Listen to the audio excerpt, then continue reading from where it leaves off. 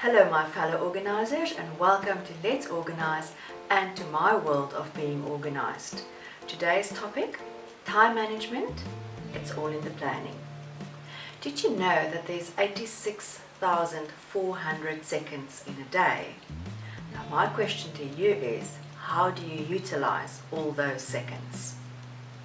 Today I'm going to share with you tips on how I plan my life and create better time management, and then at the end of the day create time for the things that matter, that I still have some me time left at the end of the day. The key thing for me on proper time management is that I use a diary. I really cannot see how people can work without a diary. For me it just seems impossible.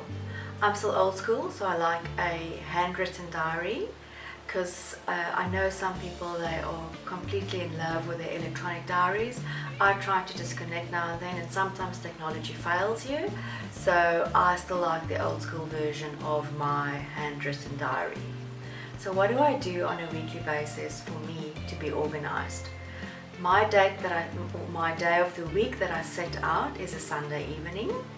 So what I will do is I will plan my meals for the Monday to the Thursday, and I will then write that down, and I will also see what ingredients I need, and those ingredients I will then add to my shopping list. My shopping days are on Mondays, so then on a Monday morning I will then go to the shops. What I also do is I will look ahead for the week to see if there's any birthdays, any outings at school or any sport events, and then I will also add to my shopping list to buy those presents or to buy the goodie bag for the outing or buy the necessary food for the sport outings for the week. So then when I go to the shops on a Monday, I then have my list ready, and by doing that I save time and I also save money, because I only buy the things on my list, and then I buy the food, I buy the prezzies, I buy the goodie bags, everything is then ready. So when I get home, I will then unpack the groceries, and that is then ready for the week's meals. I will wrap the presents, I will write the cards, I will get everything ready that I can on that Monday, because that's the day that I set out to do the admin stuff. And then for the rest of the week I'm then ready. So if the birthday party is coming up on the Wednesday, the present is already wrapped. I don't have to go lastminute.com, run to the shops, pay more than what I wanted to for a birthday present because I can't find anything else. So I'm prepared for that week. On a Friday I will then go to the shops to buy the food for the weekend. So my aim is to go to the shops twice a week, on a Monday to get the bulk of the stuff for that week, and then also on a Friday to get the weekend stuff. So I really don't spend all my time in the shops, and neither my money. There's a few things that's important for effective time management.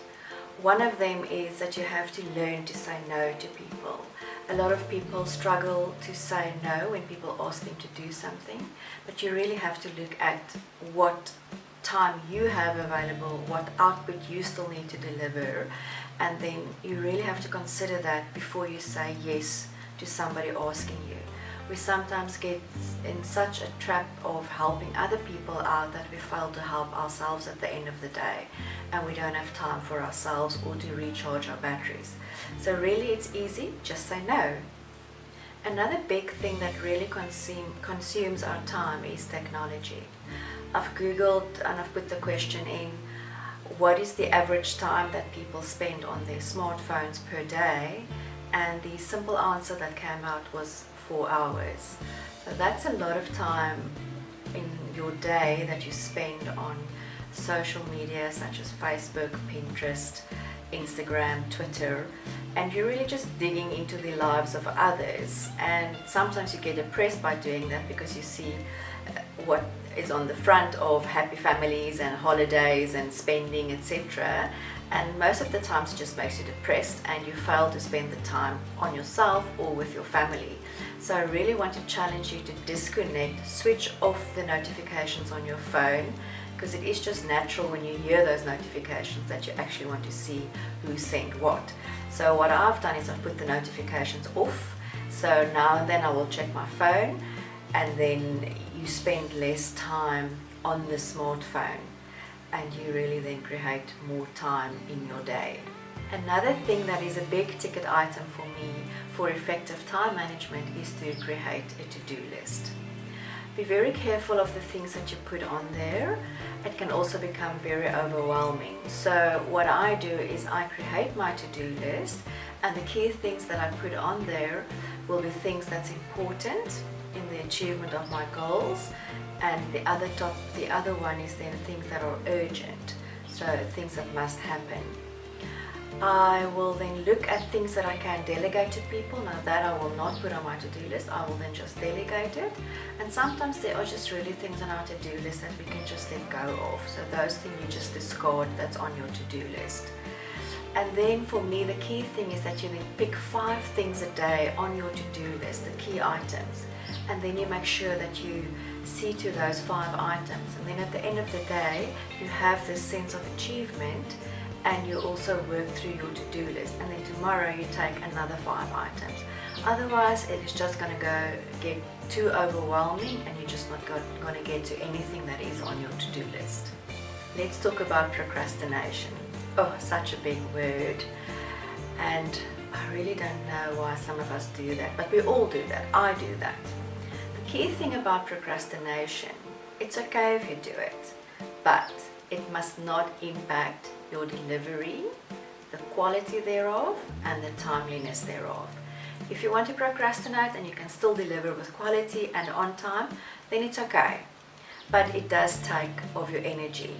And many a times, the things that you've procrastinated and you sit them down and do it, you think to yourself, why on earth did I procrastinate? Because it wasn't that bad.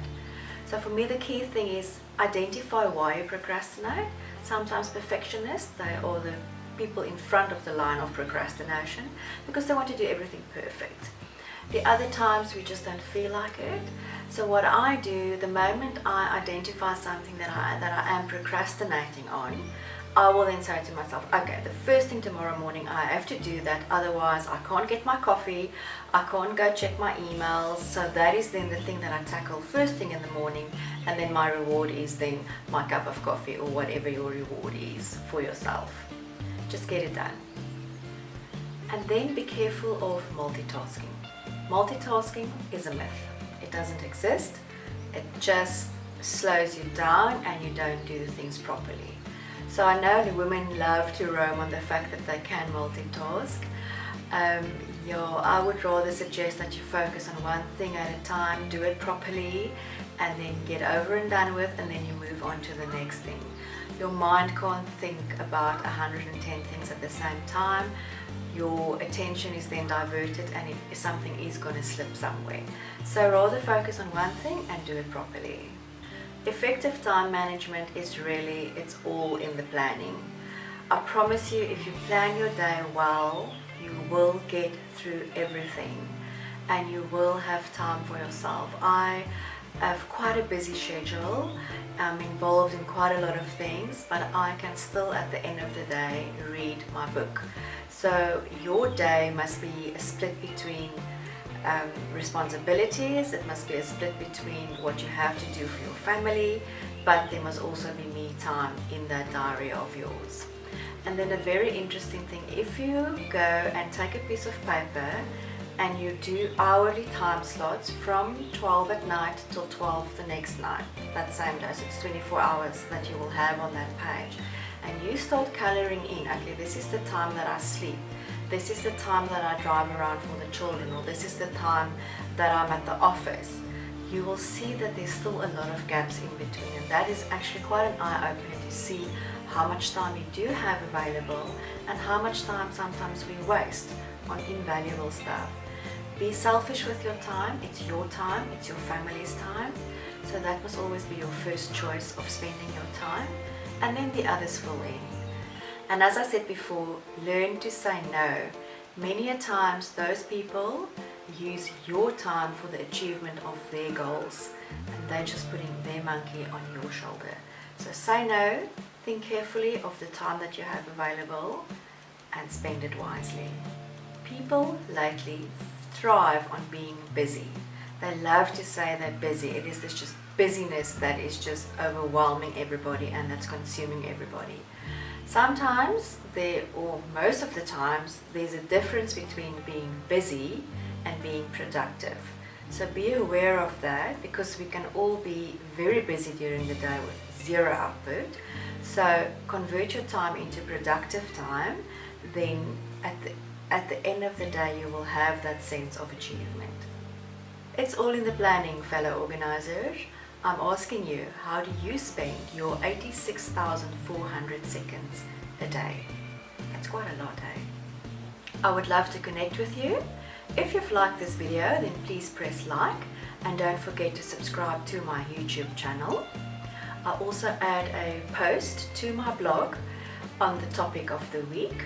Feel free to read that and then also comment, and you can also subscribe to my blog. Then there's other ways to follow me: Facebook, Pinterest, Twitter and Instagram. I would love to hear from you, so please leave comments or questions or suggestions on what I can cover, and I will see what I can do about that. Happy organizing!